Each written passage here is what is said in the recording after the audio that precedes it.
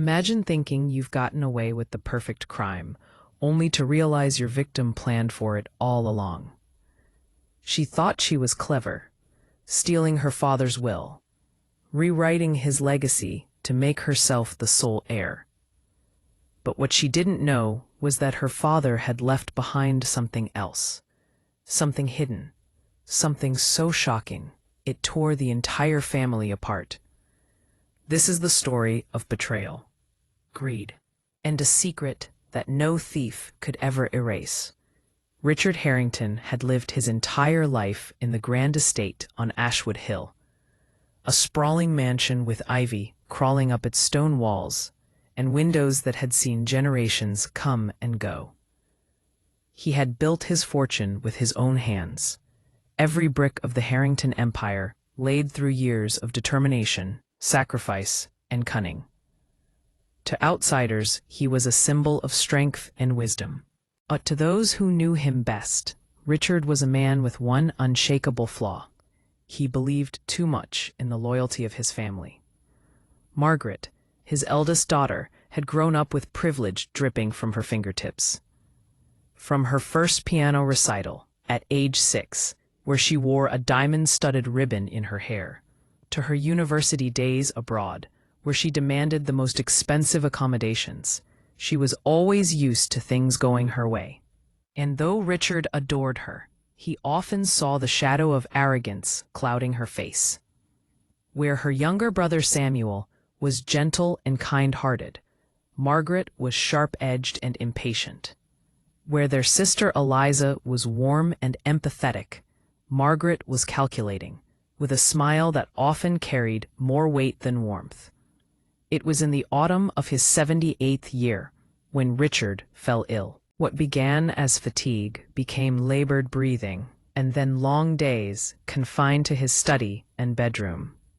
The once powerful man who could command a room with his booming voice now spoke in whispers. He would sit in his armchair, staring out at the gardens, his thoughts heavy with the knowledge that his time was drawing near. Margaret noticed the decline before anyone else, and instead of despair, she saw opportunity. Every visit to his study was calculated, every soft word of comfort delivered with hidden intent. "Don't worry, Father," she would say, resting her hand on his frail arm. "I'll make sure everything you've built is protected. You won't have to worry about a thing." Richard would nod, weary eyes studying her face, as if he was searching for the daughter he once knew beneath the mask she wore. Samuel visited less often, not because he didn't care, but because he found it too painful to watch his father suffer. He preferred to spend his time at the estate's workshop, carving small wooden figures to leave at Richard's bedside, tokens of love that needed no words. Eliza, meanwhile, devoted herself to nursing her father, bringing him warm soup, sitting with him for hours, reading aloud the novels he loved. But Margaret saw them all as obstacles. Late at night, when the mansion grew silent, she would pace her bedroom floor, her mind racing. She imagined the fortune her father would leave behind, the estate, the businesses, the accounts tucked away overseas. She pictured herself as the sole inheritor, finally free from having to share or compromise. "Why should I divide what's rightfully mine?" she whispered to her reflection in the gilded mirror. "I've been the one keeping close. I've been the one staying by his side. Samuel hides in his workshop. Eliza plays the little nurse. But I am the one Father trusts. I deserve it all." It was greed, yes, but also a sense of entitlement that had grown unchecked for years. In Margaret's mind, the Harrington legacy wasn't meant to be shared. It was meant to be hers alone. One evening, as a storm rolled over Ashwood Hill and rain lashed against the windows, Richard asked to see all 3 children together. They gathered in his study, the fire casting shadows on the oak-paneled walls. Richard's voice trembled, but his words carried weight. "My children," he began, I have built this family's fortune not for myself, but for you.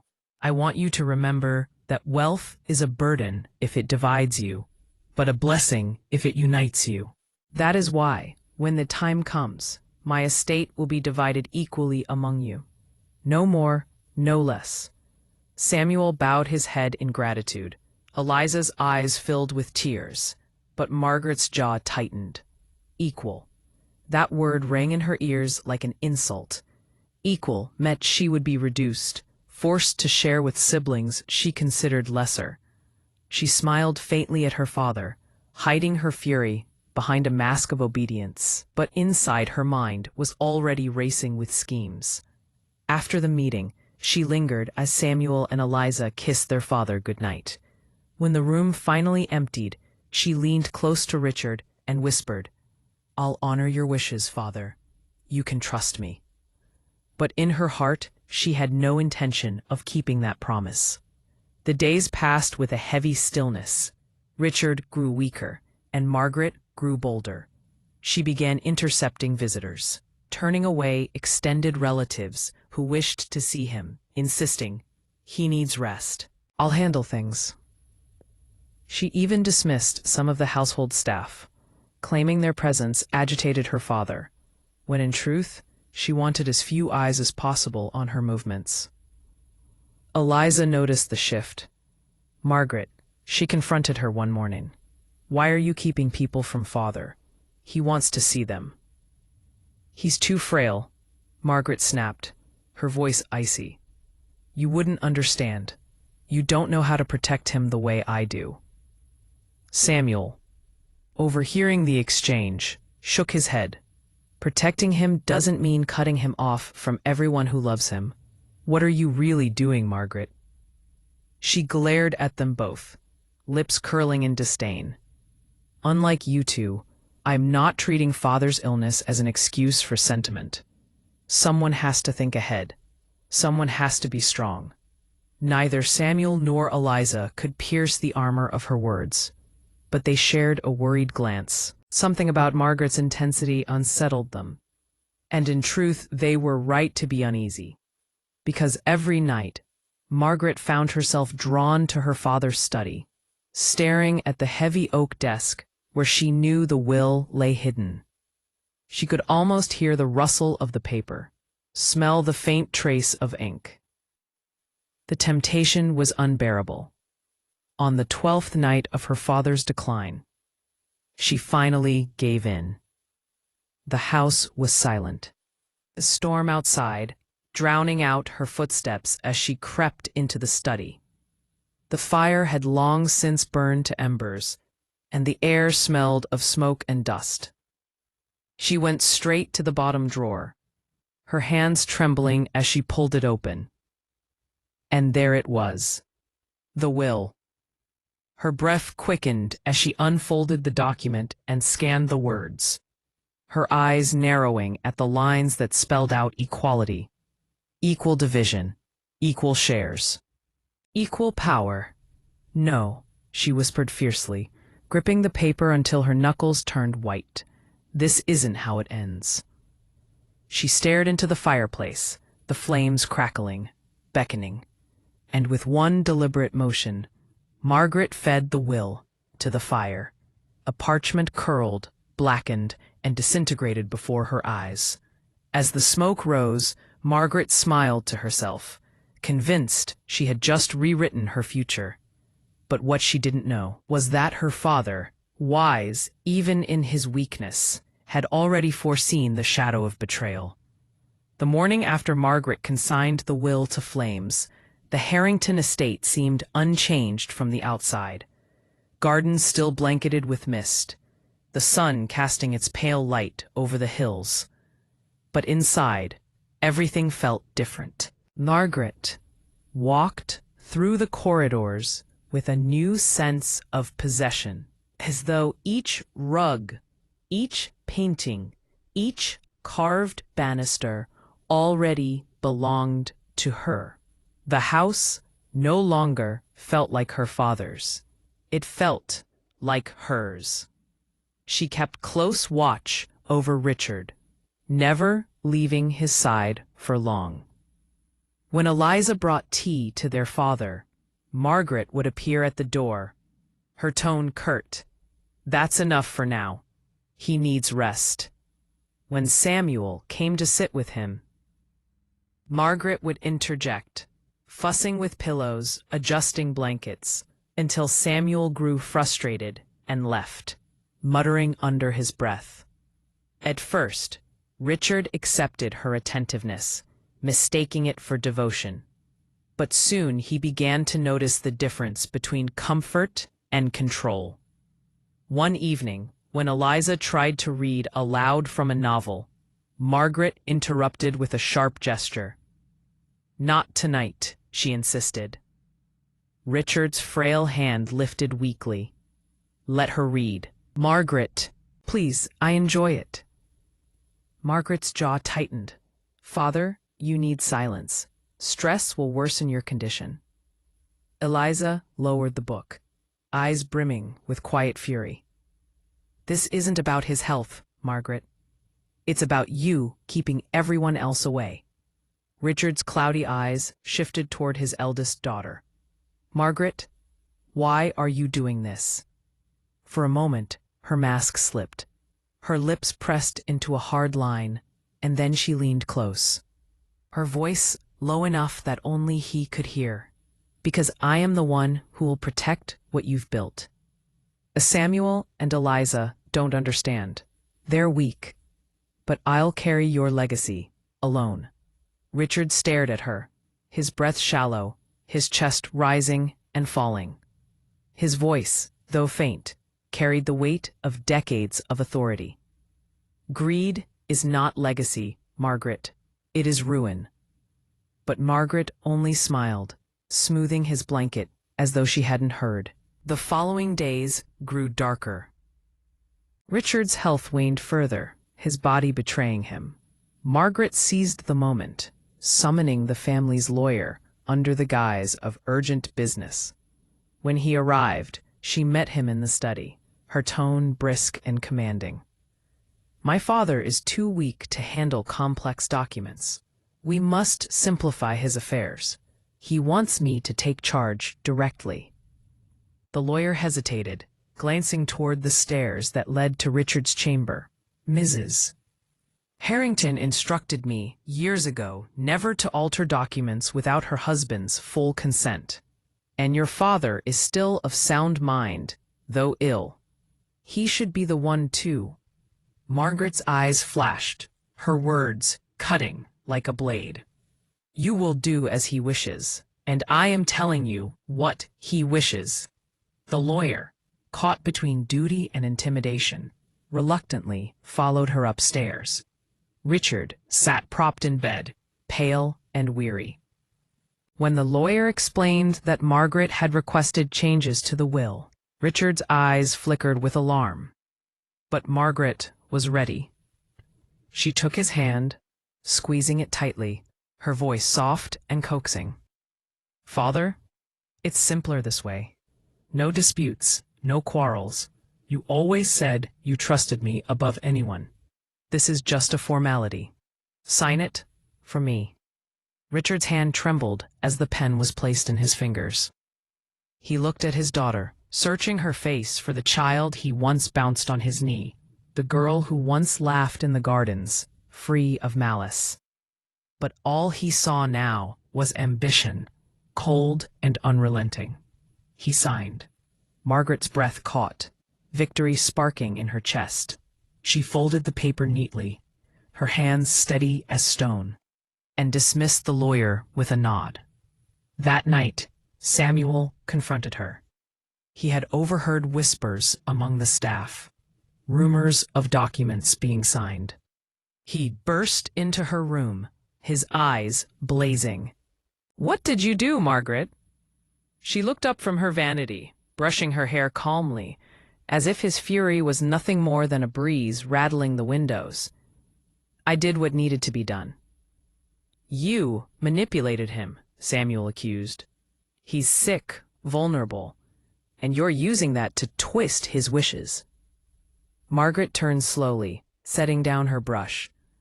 And what if I am?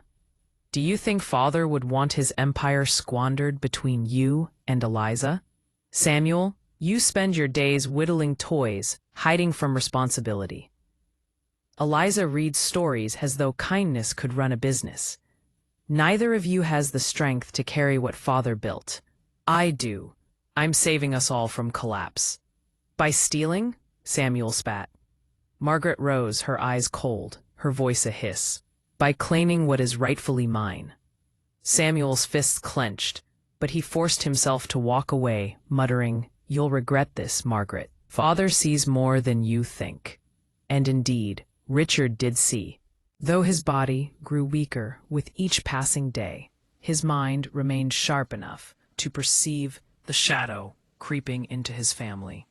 He lay awake at night, staring at the ceiling, remembering the fire that had once glowed in Margaret's laughter, now replaced by hunger for control. He knew she had destroyed the will. He had noticed its absence long before she believed he could. He knew she had pressured him into signing another. And so, in the quiet hours when Margaret slept, Richard summoned his strength and scribbled letters of his own, private words, sealed in envelopes, entrusted to a confidant beyond Margaret's reach. He knew time was slipping through his fingers, but he would not let his legacy be twisted. Meanwhile, Margaret walked the estate like a queen before her coronation. She dismissed Samuel's warnings as weakness, ignored Eliza's tearful pleas, and looked at her father not as a man fading from this world, but as a key unlocking the vault of her destiny. Every time she entered his room, she whispered promises. "Don't worry, father, I'll guard it all. I'll make sure no one takes what belongs to me." But Richard, his voice barely a breath, whispered words she pretended not to hear. "Not everything belongs to you." And as winter settled over Ashwood Hill, the inevitable end drew nearer. The storm Margaret had unleashed was only beginning. The day of Richard Harrington's funeral arrived with the weight of centuries pressing down on Ashwood Hill. The sky was gray, clouds heavy with the threat of rain, as though the heavens themselves mourned the passing of the patriarch. The estate filled with mourners, old business partners with their solemn faces, distant relatives whispering in corners, even townsfolk who had admired Richard from afar. Yet among the sea of black coats and veils, it was Margaret who stood like a pillar carved from marble. Her posture was perfect, her face set in dignified sorrow, though behind her dark veil, her lips curved ever so slightly. Every step of the procession felt like a performance. She accepted condolences with a gracious nod, her gloved hands folded neatly in front of her.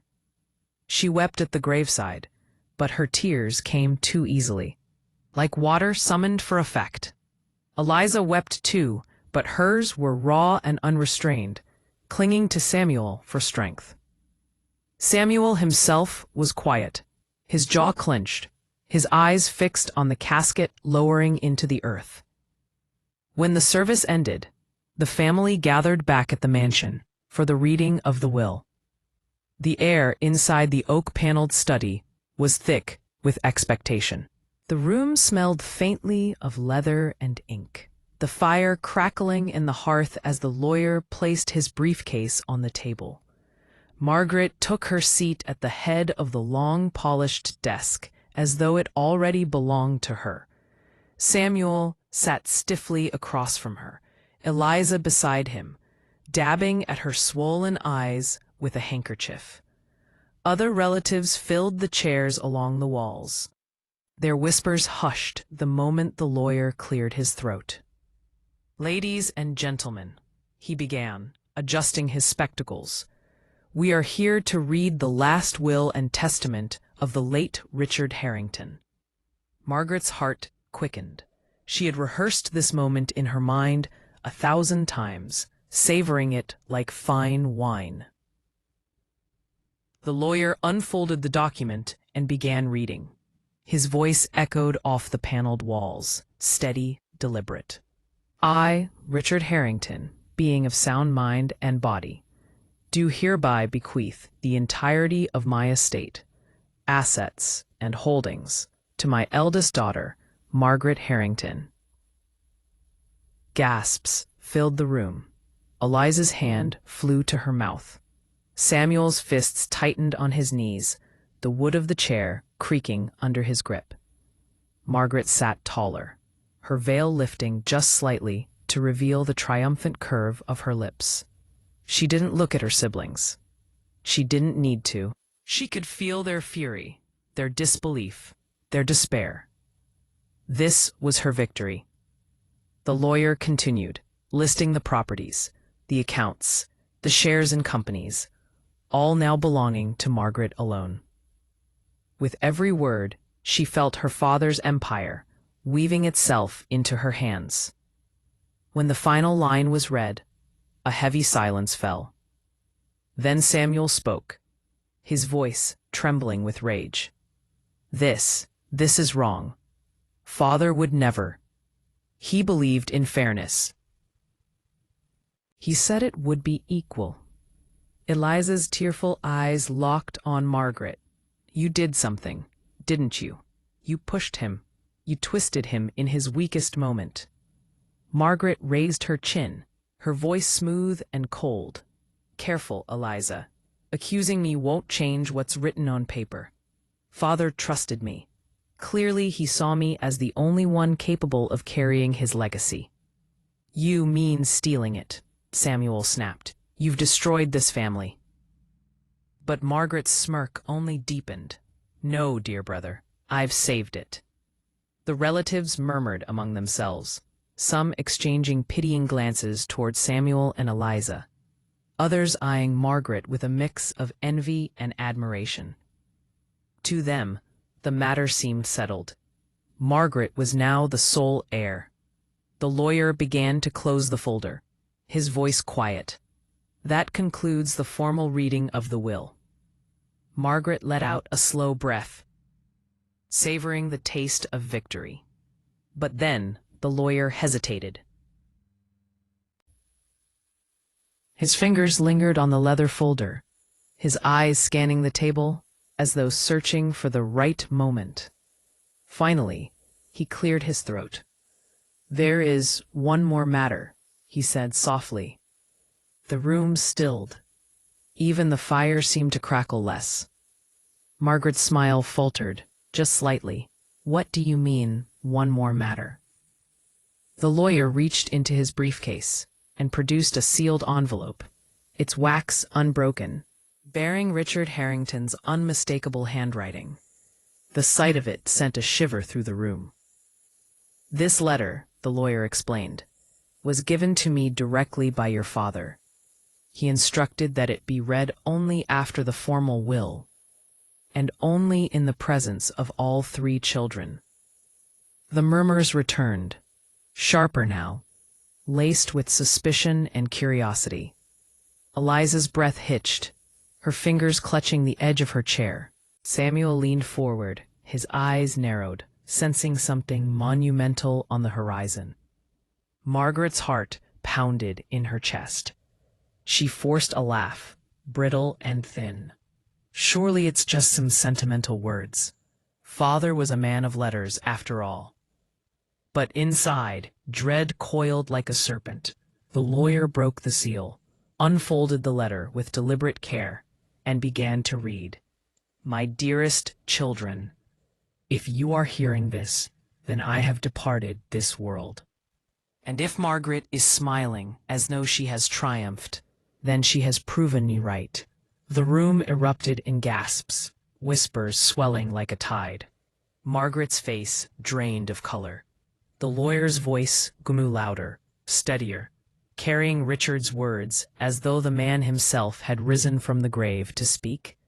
I feared that one among you might allow greed to poison their love for this family. And so I prepared this letter and more besides to ensure that truth would not be silenced by ambition. Margaret clutched the arms of her chair, her knuckles white. Stop, she hissed, her voice cracking. This is unnecessary. But the lawyer ignored her. His eyes moved down the page, his tone unyielding. "What you do not yet know," he continued, "is that the document you have just heard is not my true will. The real will is kept safe, beyond the reach of betrayal." The room was stunned into silence. Eliza's lips parted in shock, tears streaming freely. Samuel leaned back in his chair, a grim smile tugging at the corners of his mouth. And Margaret sat frozen, her breath caught in her throat, the foundation of her triumph crumbling beneath her feet. The lawyer folded the first page, his voice steady as he prepared to reveal the rest. And in that moment, every eye in the room turned to Margaret, waiting, watching, as the ghost of her father prepared to deliver his final, devastating blow. The lawyer's hands trembled ever so slightly as he held the letter, but his voice carried the weight of Richard Harrington's last command. He looked at the gathered faces, the shock etched into Eliza's, the restrained fury in Samuel's, the mask of horror struggling to hold on in Margaret's. And then, with deliberate calm, he continued reading. "My true will is not the document Margaret forced upon me. She destroyed what I had written in fairness, but I anticipated her hand long before she moved. My real testament is held securely at the Ashbury Bank, in the vault under my name, witnessed and notarized. It divides my estate equally among my children, as I always intended. Not a penny more, not a penny less." Gasps filled the room, sharper than before. Margaret gripped the arms of her chair so tightly her knuckles blanched, her breath ragged. The murmurs of relatives swelled into a storm. Eliza let out a sob of relief, covering her mouth with trembling hands, while Samuel leaned forward, a fire burning in his eyes. The lawyer pressed on, his tone unyielding. "And to you, Margaret, my eldest, my pride, and my sorrow, I leave this truth. Your hunger for control has cost you everything. You shall receive no portion of my estate. Instead, I leave you only this lesson, which I pray you will one day understand, that greed builds nothing but ruins." The letter fell silent, but its words lingered like thunder echoing through the room. The relatives erupted, voices overlapping. "Did you hear that? He knew all along. Margaret, how could you?" The study became a hive of accusation and disbelief. Eliza wept openly now, but her tears were not just for her father. They were for the sister she had lost long before death claimed their patriarch. "How could you do this, Margaret?" she whispered, her voice raw. "Father loved you, he trusted you, and you betrayed him." Samuel rose from his chair, his voice low but steady, carrying the weight of years of suppressed anger. "You thought you were clever. You thought you could steal everything we built together. But Father saw through you. He always saw through you." Margaret shot to her feet, her veil slipping from her face, her eyes wild with desperation. "Lies," she spat, her voice cracking under the strain. He was old, confused. He didn't know what he was saying. That letter, anyone could have written it, but even as she spoke, her words rang hollow. The seal on the envelope, her father's unmistakable handwriting, the lawyer's solemn authority. Everything bore the mark of authenticity. The room no longer believed her. The lawyer cleared his throat once more, producing another document from his case. "I have here the official copy of the true will, verified and secured long before Mr. Harrington's death. It leaves the estate divided equally between Samuel and Eliza. As for you, Margaret, there is nothing." The final blow landed. Margaret staggered back as if struck, her hand clutching the edge of the desk for balance. The smug triumph she had carried like armor only hours ago shattered, leaving her exposed, trembling, and small. "You can't do this to me," she whispered hoarsely, her eyes darting desperately around the room, seeking an ally among the relatives, who now looked at her with scorn. "I'm the eldest. I'm the one who stayed. I deserve." "You deserve nothing," Samuel cut in, his voice sharp as steel. "You threw away your family for greed, and now you've lost it all." Eliza stood too, her face streaked with tears, but her voice trembling with conviction. "Father's last words weren't punishment, Margaret. They were mercy. Even after everything, he wanted to teach you, but you refused to listen." Margaret's lips trembled, but no words came. The lawyer quietly began gathering his papers, the relatives muttering as they rose from their seats, their faces grim. One by one, they left the study, leaving Margaret standing alone in the shadow of her ruin. The fire crackled in the hearth, its warmth a cruel contrast to the cold that seeped into her bones. She looked at her siblings, their eyes no longer soft with shared childhood memories, but hard, distant, and resolute. The bond of blood had been severed, perhaps forever. For a long moment, no one moved. Then Samuel turned his back, placing a hand on Eliza's shoulder as he guided her from the room.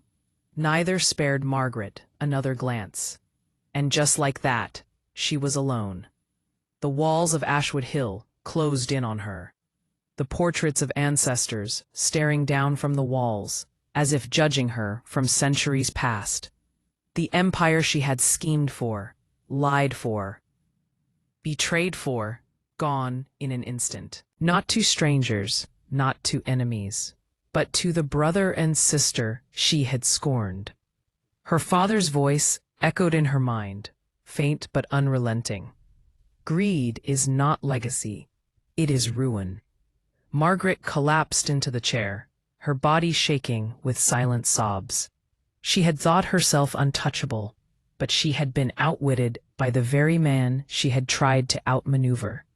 Her father's love had been strong enough to see through her deception, and his wisdom sharp enough to cut her down even from the grave. And as the firelight flickered across her face, Margaret realized the cruelest truth of all. She had not only lost the fortune she craved, she had lost her family forever. And so, the Harrington legacy endured, but not in the hands of the one who grasped for it most. Margaret's greed left her with nothing but emptiness, while her siblings carried forward the empire with the fairness their father intended. In the end, Richard Harrington's greatest act of foresight was not in the wealth he left behind, but in the justice he ensured would outlive him. Greed may silence the living, but it can never silence the truth.